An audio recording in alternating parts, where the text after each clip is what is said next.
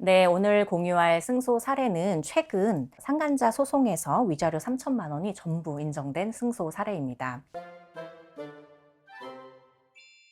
우리 의뢰인분은 배우자는 일단 혼인관계를 유지한 상황에서 이제 상간자, 상간녀에게만 위자료 청구 소송을 한 상황인데요.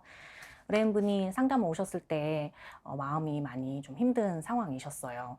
그간에 있었던 이야기를 들어보니 사실 뭐 배우자와 재혼할 당시에는 이제 경제적으로 우리 의뢰인분은 좀 기반이 있고 이런 상황이셨고, 이제 배우자 남편분은 이제 별다른 이제 재산이 없었던 상황이신 것 같아요.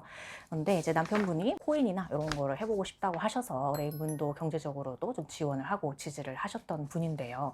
그 코인이 상당히 이제 잘 돼서 경제적으로 전보다 많이 좀 풍요로워지고 여유 있게 살 수 있겠다 이렇게 생각을 하였는데요.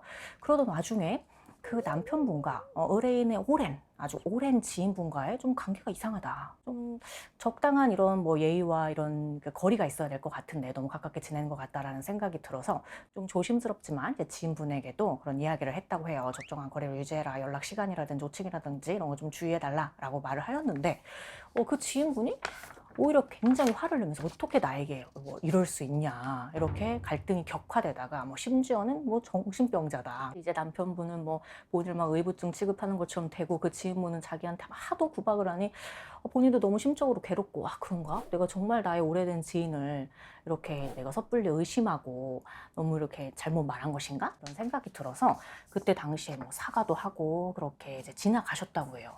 근데 그러던 중에 이게 뭔가 너무 이상해. 뭐 남편의 이제 생활도 이상하고.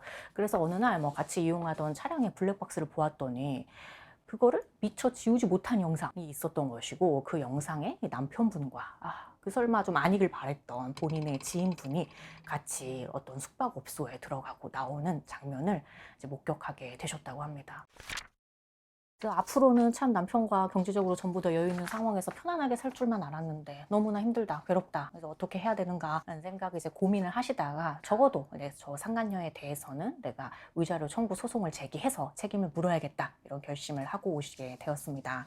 그래서 우리가 일단은 이혼을 비전제로 위자료를 청구할 때는 통상 뭐 3천만 원, 조금 높이면 뭐 3,500, 뭐 4천 이런 식으로 청구를 하게 되는데, 우리 의뢰인분은 이제 상의를 거쳐서 이제 3천만 원을 청구하게 되었습니다.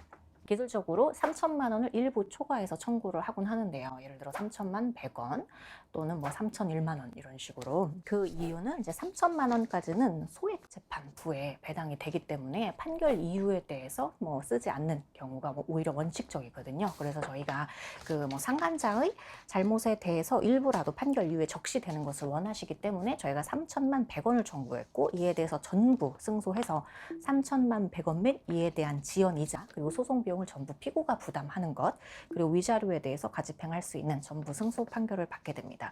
이 소송의 경과를 보면 지인이 그때서라도 좀 반성하는 태도를 보여야 되지 않나, 이런 생각을 하게 마련이잖아요. 본인이 부정행위를 전혀 인정하지 않고 오히려 우리 의뢰인을 비난하고 사과까지 받아내고 이랬던 사람이 알고 봤더니 부정행위를 하고 있던 중이더라. 그렇다면 본인이 양심적으로도 반성하는 태도를 보여야 되고, 또한 소송에서도 유리하려면 어떻게 보면 그나마 감액을 시키려면 본인이 원하는 대로 좀 반성하는 태도를 보여야 될 텐데, 본인은 진심으로 반성하는 것 같지도 않거니와 소송 과정에서도 굉장히 감액에만 이제 집중한 주장을 하게 되는데요.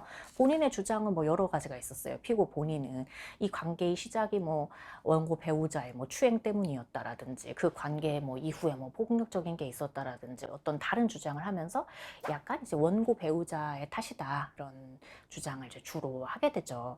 근데 피고의 주장이 뭐 만약에 뭐 진실이다, 그렇다면 그게 어떠한 방식으로든 참작될 수 있겠지만, 이 주장이 앞뒤 정황이나 제출된 자료나 어떤 상황을 볼 때 참 좀 믿기가 어렵다라는 생각이 든다면 오히려 뭐 피고에게 불리한 요소가 될 수도 있는 것이겠죠. 그리고 또한 아까 말씀드린 대로 이제 코인이 좀 잘 돼서 재산이 전보다 더 여유 있게 된 부분이 있었는데, 이 원고 배우자가 이 피고에게 뭐 코인을 뭐 여러 개 준다거나 이렇게 재산적인 손실도 있었다는 거죠. 원고 배우자가 배우자가 같이 일군 재산인데 원고 배우자가 외도를 하면서 피고에게 이제 경제적으로 지원을 하면서 원고와 원고 배우자의 가정에 공동의 손실을 일으켰다. 이런 걸 저희가 소송에서도 주장을 하게 되는데요. 피고는 또 하는 말이 뭐 원고 배우자가 뭐 성형수술을 강요하거나 여러 가지가 있었고 그래서 뭐 돈을 보냈고 어떤 모든 주장의 그런 것들이 내가 잘못됐다, 반성하다, 미안하다 요거에 초점이 있다기보다는 전부 다 원고 배우자 잘못이다, 나는 잘못이 없다, 이제 이런 식으로 가고 있는 중이었고요. 그래서 결국 피고가 기대했던 거는 우리가 3천만 100원을 청구했는데 어떻게 좀 줄여볼까 요거였죠. 근데 재판부에서는 저희 원고의 주장과 피고의 주장을 종합해서 결론적으로는 3천만 100원을 전부 인정한 사안입니다. 제가 항상 말씀드리는 것이 뭐 우리가 사실 뭐 수억을 받고 얼마를 받아도 이 일이 없는 것으로 되돌릴 수도 없고 원고의 정신적 고통을 사실 전부 치유하는 건 어렵겠지만 그래도 우리가 전부 청구했던 그 부분에 대해서 피고의 주장이 참 어이가 없다, 일리가 없다 이런 거를 재판부에서 판결의 금액과 이유에서 분명히 인정한 부분이 있었고 이로 인해 피고에게 책임을 물었다라는 부분이 있었습니다. 그래서 우리 이제 원고께서 사실 뭐 그 원고 배우자나 피고의 이런 부정행위 행태, 특히나 발각 후의 태도 등으로 인해 많이 힘드셨겠지만 그래도 차분히 우리가 소송을 진행해서 이제 소송의 결과를 만들 수 있었던 사안입니다.